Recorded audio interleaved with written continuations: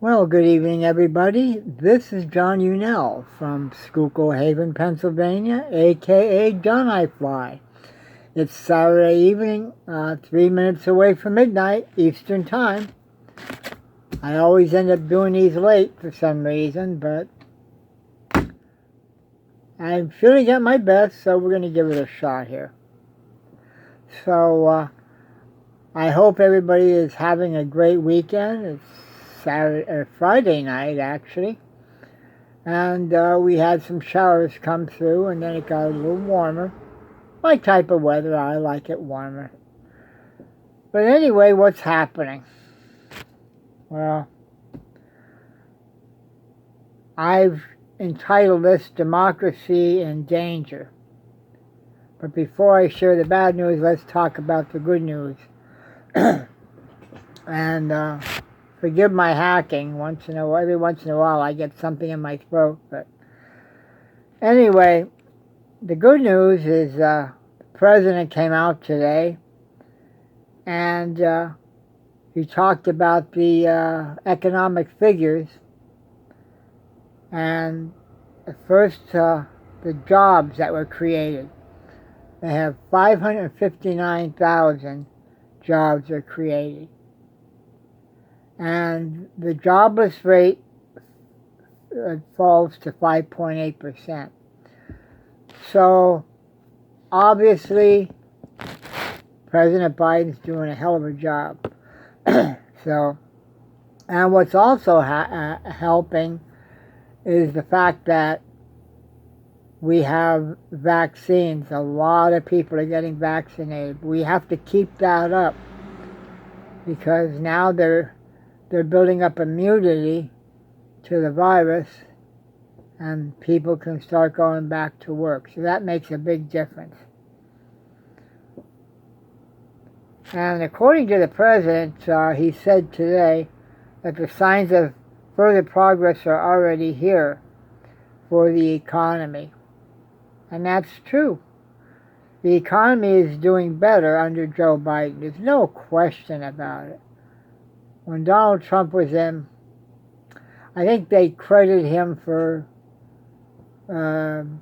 starting the vaccination. So to Trump's credit, he started the vaccines, but then he was constantly lying to us. Well, we're turning the corner now. The virus is, we got it on the run, so to speak. He is full of shit, too. It's one thing you could trust in Donnie. You couldn't trust what he said because he was lying most of the time. But I like what the president said. He goes, America is finally on the move again. And that's true. We're on the move, and thank goodness we're not on the move going backwards. We're on the move going forwards. I remember President Clinton when he was in office. He talked about the bridge to the 21st century. But we had no idea what we'd be going through so far in this 21st century. But we somehow are making it through. Still have a lot of challenges to go yet. We have big challenge of racism. And that's been an age-old problem. But I have hope. I really do have hope, especially with the Democratic Party in charge. But the only other thing I want to talk about tonight, and that's why I entitled this Democracy in Danger. Excuse me. The big thing is the voting. The voting and the procedures and stuff. It's the voting rights are threatened, people. They're threatened, and it seems a lot of them are targeted toward minorities and the African American community. I was reading an article tonight, and I have it pulled up on the computer here. I'm not going to read the whole article, but I do want to read the headline. Says, well, first of all, let me give credit. I got to pull it up here. The headline, Scholars Warn Democracy is Threatened. Call for Voting Rights Protection. And it's by Celine Castronova. I guess that's how you say Castronova. Castronouvo.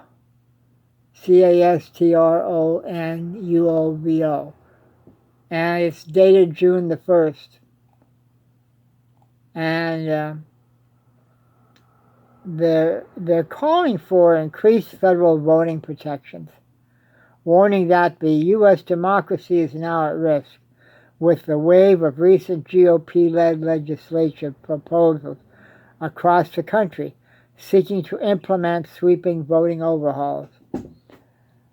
And I'm just going to read a few paragraphs here, but it's powerful. It says, the dozens of academics, which include political science and government professors at schools like Stanford, Harvard, and Cornell, in the letter call themselves scholars of democracy, who have watched the recent deterioration of U.S. elections and liberal democracy with growing alarm.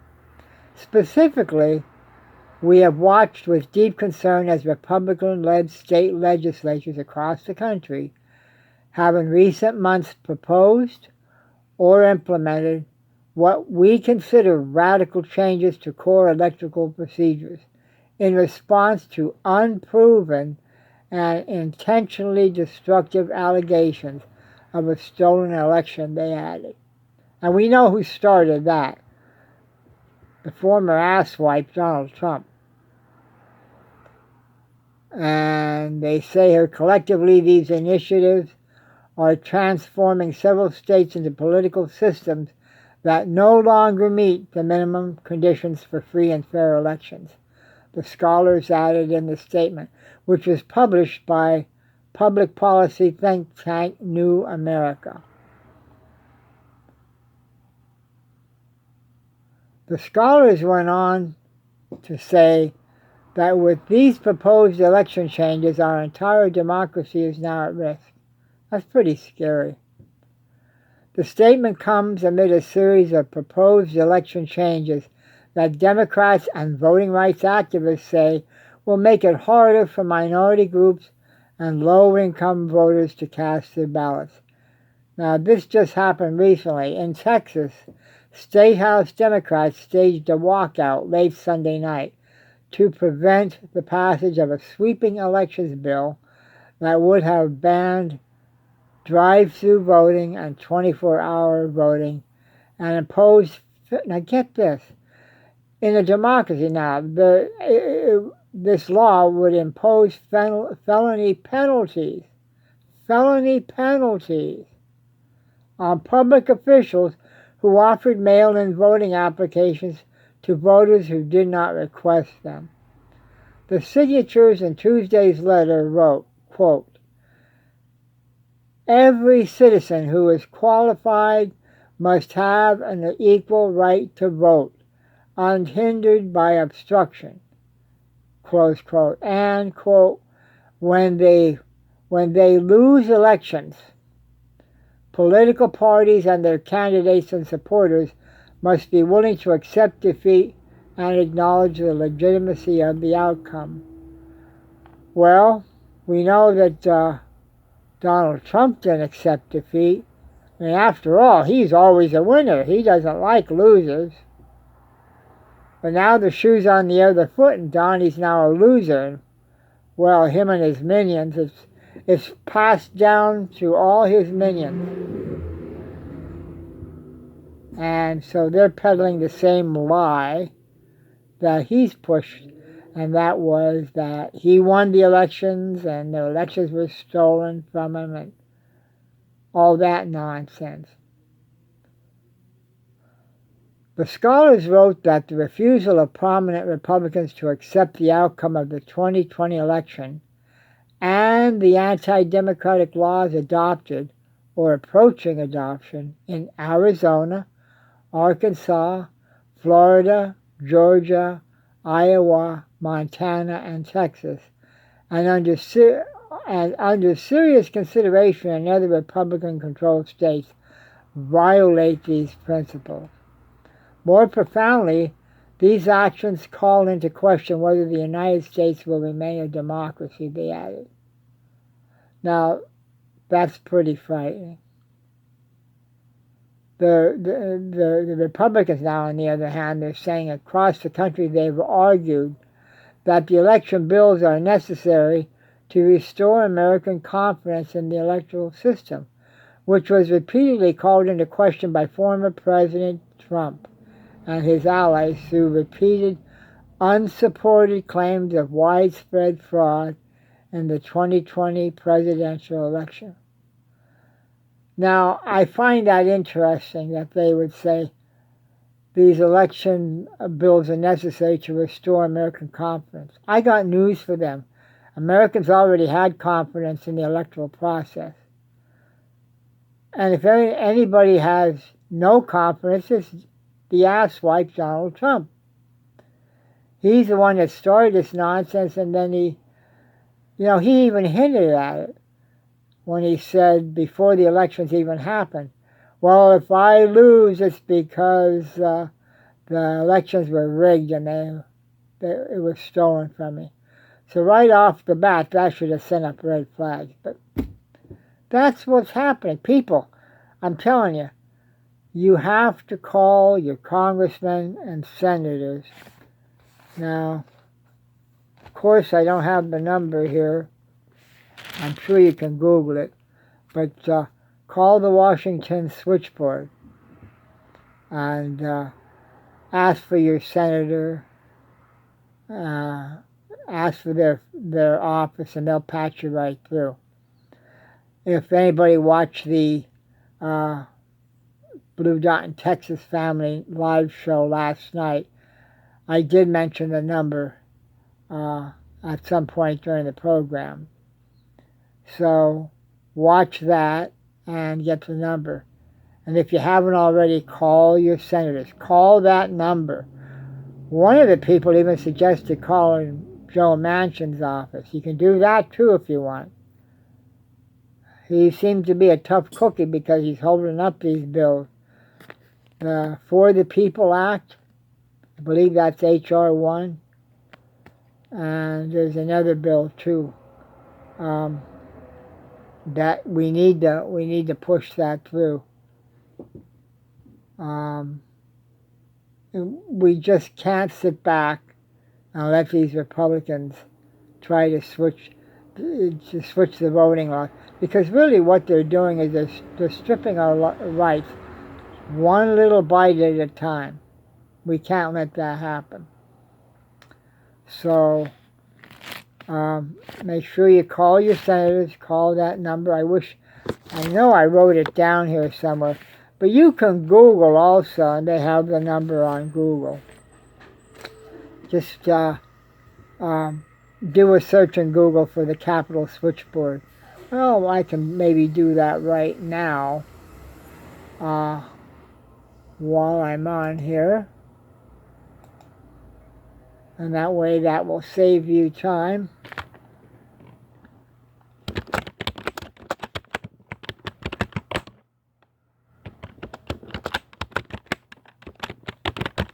We'll type it in here on Google. Okay, I have the number. The switchboard number is area code 202-224-3121. And I'm reading here, it says you may phone the United States Capitol switchboard. And then the number I just quoted, 202-224-3121. A switchboard operator will connect you direct with the Senate office you request. And that's what they do, because I've done it several times now. Call, like in my case, we have Robert Casey and Pat Toomey. So I call the switchboard operator for each, and I got their voicemail and left a message. And I can't stress it enough. If each and every one of us call that Capitol switchboard and contact your 2 senators, it's vitally important that they get the message that H.R. 1 for the People Act has to get passed. And we need to protect our voting rights before it's too late and we wake up one day and we can't vote when we want to vote. And they're doing this because they can't win on their own merits, because they have no merits.